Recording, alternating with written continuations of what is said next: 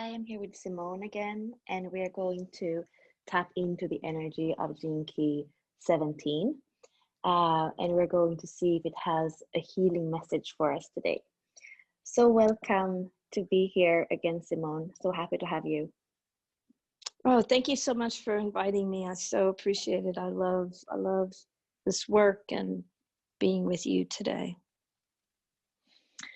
And I feel like I want to do this for all the Gene Keys. Now I start to feel like it's a habit. So let's see if I ever let you go again. It's okay. You know how I feel about this work and how it's just the joy of my life. So so happy to do it with you. And the And Gene I Keys, yeah. and I have not so much tapped into the 17. I remember last year when it was in transit and it was very revealing for me. And this year I haven't. So this is basically the first dive in for me this year for the transit. So I'm super curious to see what this archetype has for us today. Fantastic. Me too. And you are, as usual, with the book, right? And you're holding your hands on it. And yeah, tell us a little bit how you tap into the soul communication of the archetypes and with souls. So with the Gene Keys, I find that if I just sit with the book in front of me and I put my hand right on the page, it gives me this, it allows me kind of easy access. I don't need to do that, but I find it helps center me, ground me with the Gene Key, and then I ask permission, and that's pretty much the same process when I work with people on the phone. Mm-hmm. I will I will often ask them to say their name. Um, when sometimes I'll do it with just looking at their picture, and then I'll record the transmission from them and looking at their eyes and using their name. So it's just connecting with the Gene Key 17 and its soul level, and asking for permission, and we'll see what happens. Mm-hmm. So Gene Key 17, I would like to communicate with the soul of Gene Key 17. Gene Key 17, will you communicate with us for the purpose of healing? It says, yes, of course I will. And we would really appreciate what wisdom message you have that will help all of us heal.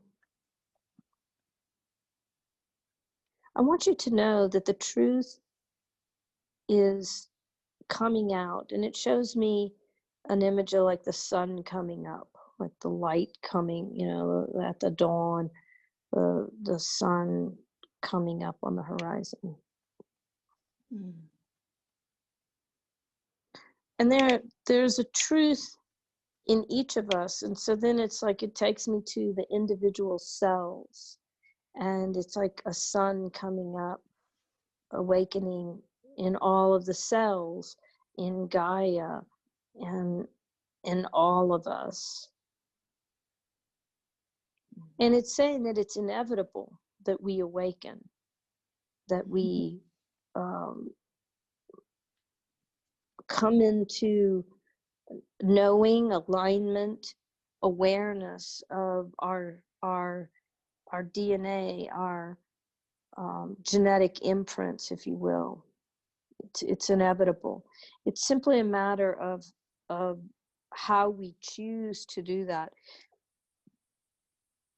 And it shows me that some people do it with their consciousness, with their awareness, and other people are doing it through their bodies and being aware of their bodies. And some people are doing it through an awareness with Gaia, and some people are doing it with a multitude of ways. And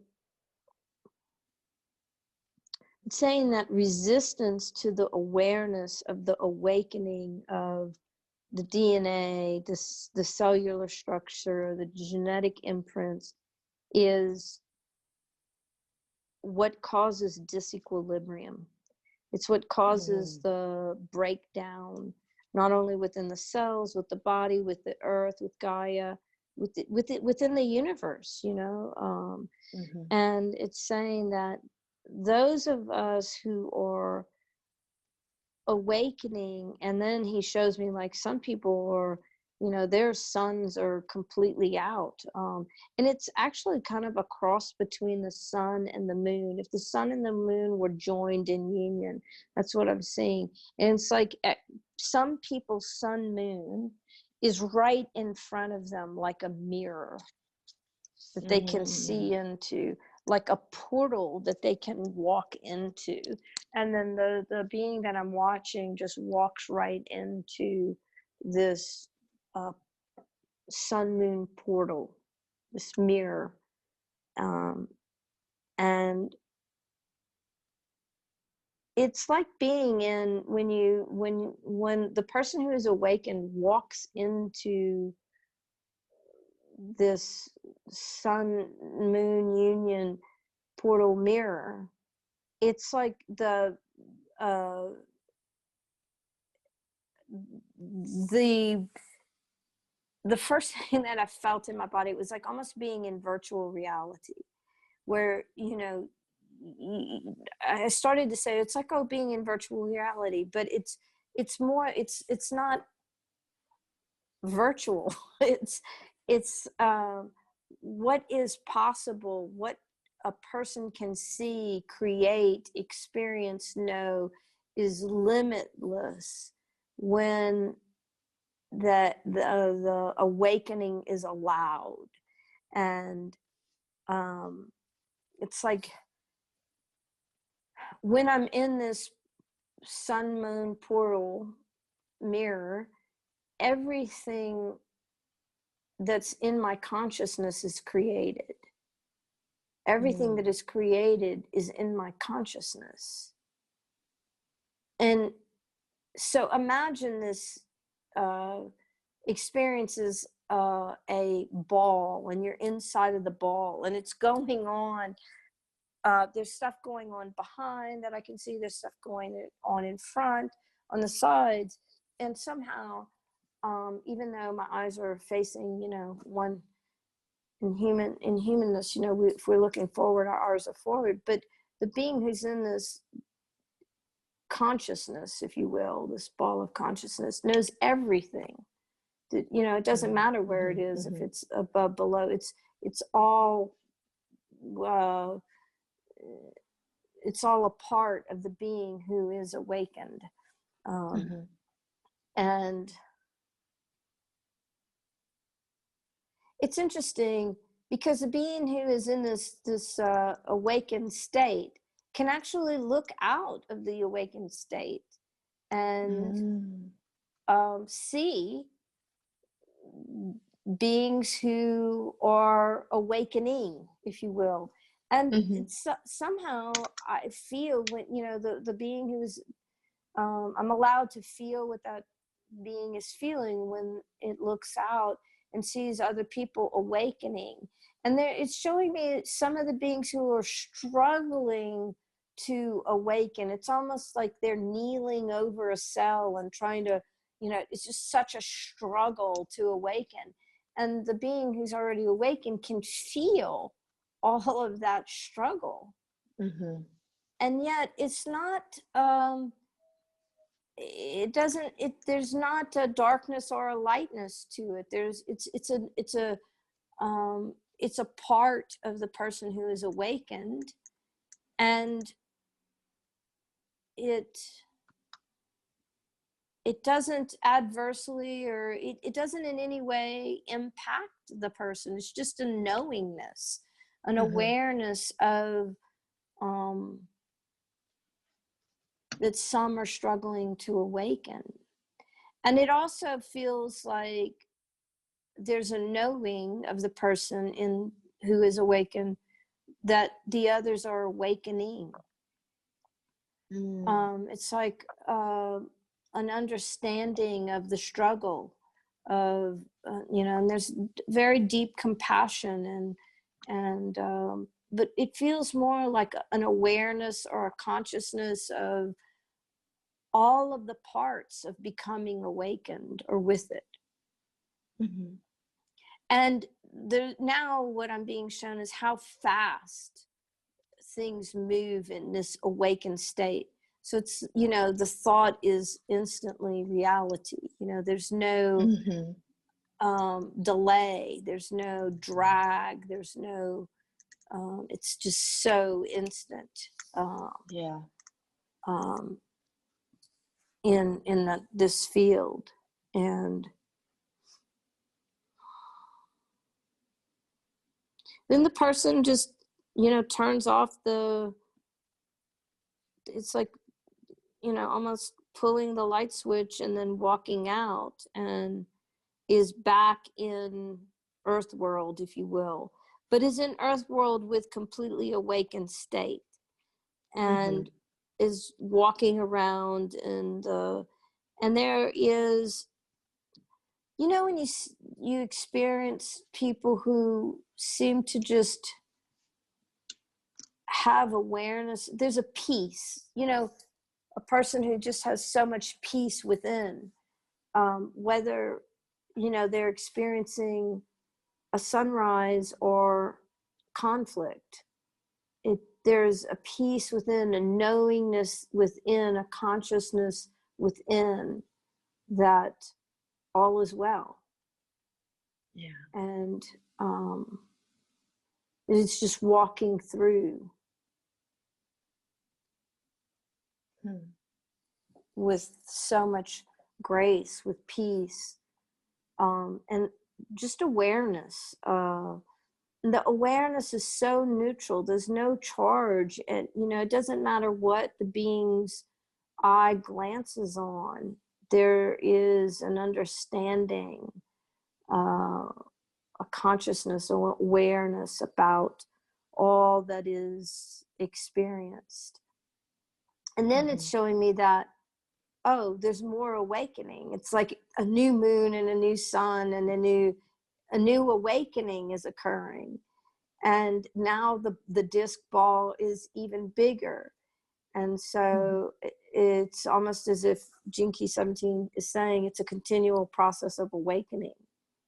You thought that was a peaceful state. You thought that was, you know, the consciousness of all. But wait, here's another, you know, awakening. And he shows me that, like, as a fractal, you know, it's just a constant state of awakening and knowing of consciousness.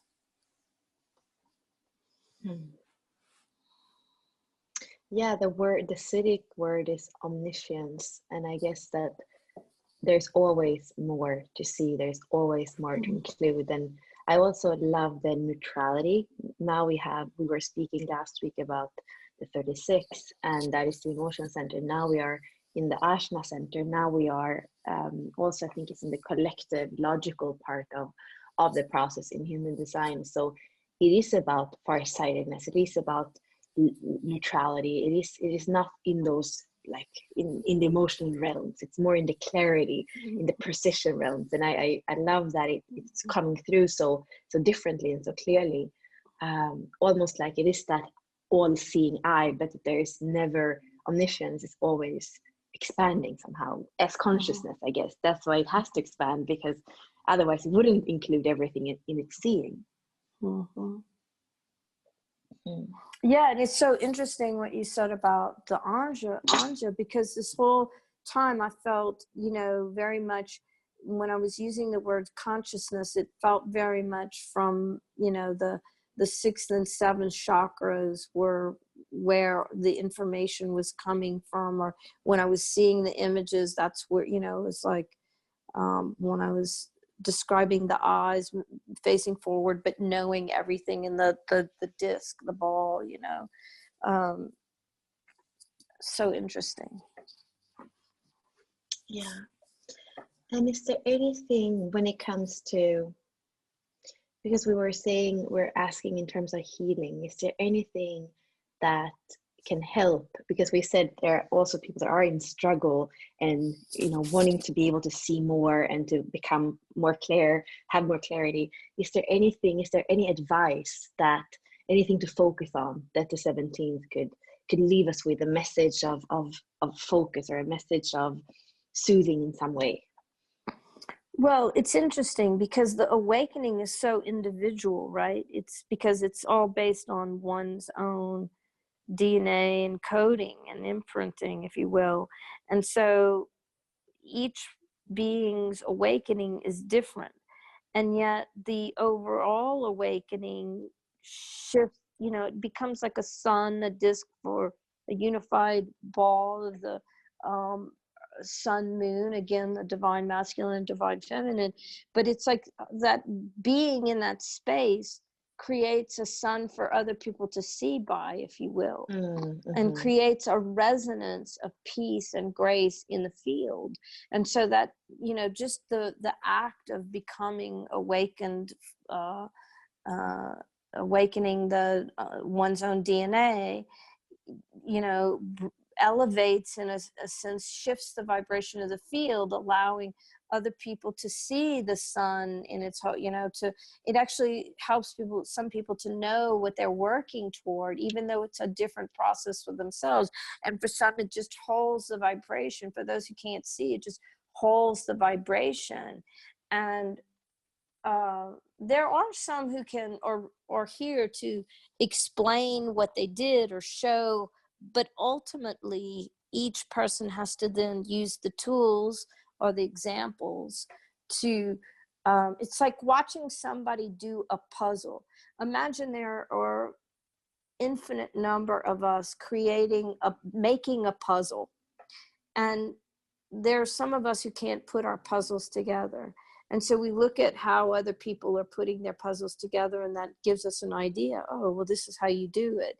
And yet there are going to be some people who look at other people making their puzzle and they go, well, my puzzle's not flat. My puzzle's made of, my puzzle is multidimensional, and it doesn't work like that. And so then watching somebody with a different kind of puzzle doesn't really help them. And so there's also an exploratory process of not making other people wrong because their puzzles are different. So, right. But then there's also, I'm in that field, and when people get their puzzles put together, everyone cheers. And the people whose puzzles are together, they're cheering on the other people. They're sending them love as they, they're beaming love to them and holding them, they're seeing them creating, figuring out their own puzzles and standing victorious with their own puzzles done, even when they're in the process of puzzling, if you will. And so that's, kind of fascinating way to look at it. Wow. And I'm wondering if there is a way to name this archetype of what it wants to be known as, because sometimes it's easier when we have like an energy or an archetype to tap into, if it wants to give us a clue of what we can name it or how we can relate to it. Well, it says that the awakening is one, but also it can be the puzzling, either way. The puzzling, yeah.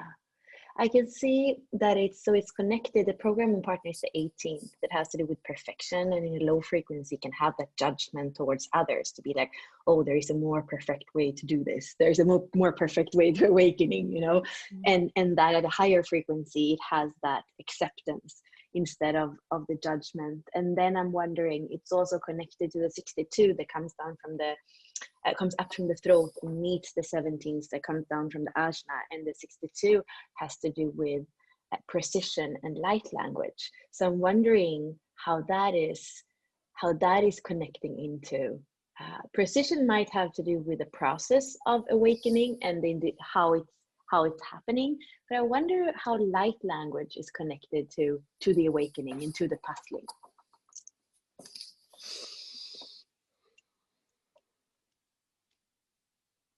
Well, things move with light language. So the very first image it showed me was somebody is standing on the side of the puzzlers and starts bringing forth light language, and puzzle pieces start moving into place. So the light language provides a vibration for movement to occur. It's almost like, it makes me feel like divine grace. You know, grace can come in and heal as an energy, as an energetic force field. And it's almost like that when the light language is brought forth, it's the puzzle pieces start to move, that there's a wisdom embedded in the puzzle pieces, and the light language can activate the wisdom within the puzzle pieces.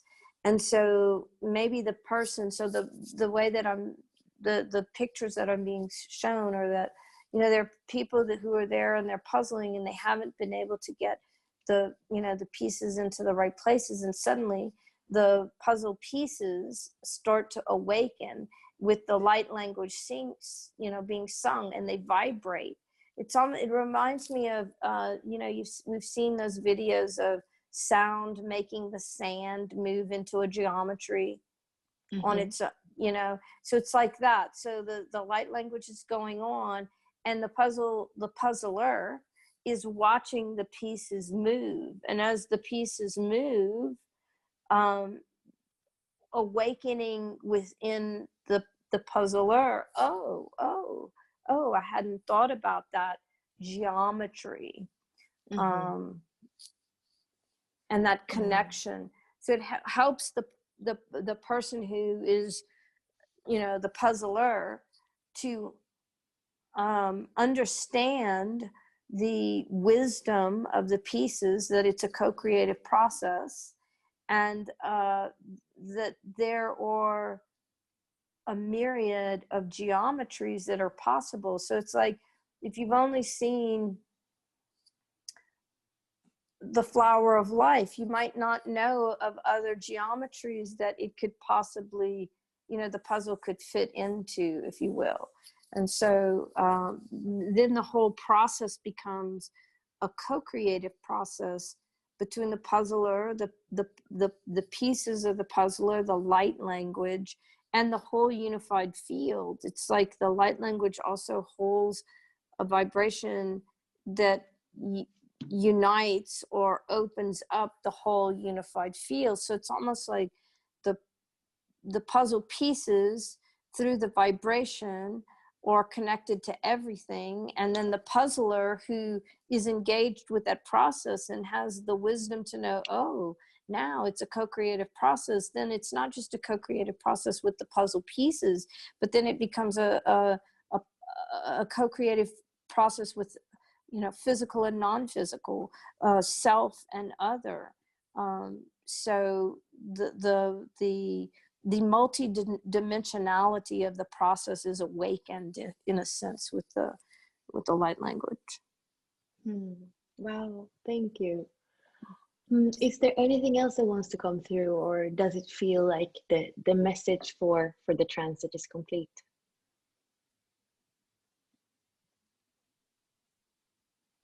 It's showing me an interesting image that I don't fully understand, but it showed me the word anomaly, and then a disc of light flew, and the disc of light was like a neon bluish color, almost like when the ocean is neon, if you will. And it is this disc of light, looks like a donut almost, not a very big hole in the middle, but and it's flying over people, and it's holding a vibration. And I don't really fully understand this. I'm going to ask for more information, wisdom. And it's basically saying that there are other things that can open people's heart besides the desire to puzzle, the desire to contemplate, the desire to awaken. There are other things that There are other influences, there are other vibrations that can open people's heart to help them awaken. It is not just the awareness, consciousness, attention, contemplation to the awakening process. And what's interesting is it feels like this disc of light flies over to certain people, and when it's kind of in front of them, above their heads, but then their hearts become these bouquets of flowers, these gardens. It's like this blooming, this flowering of through the heart occurs. And so it's simply allowing us to understand that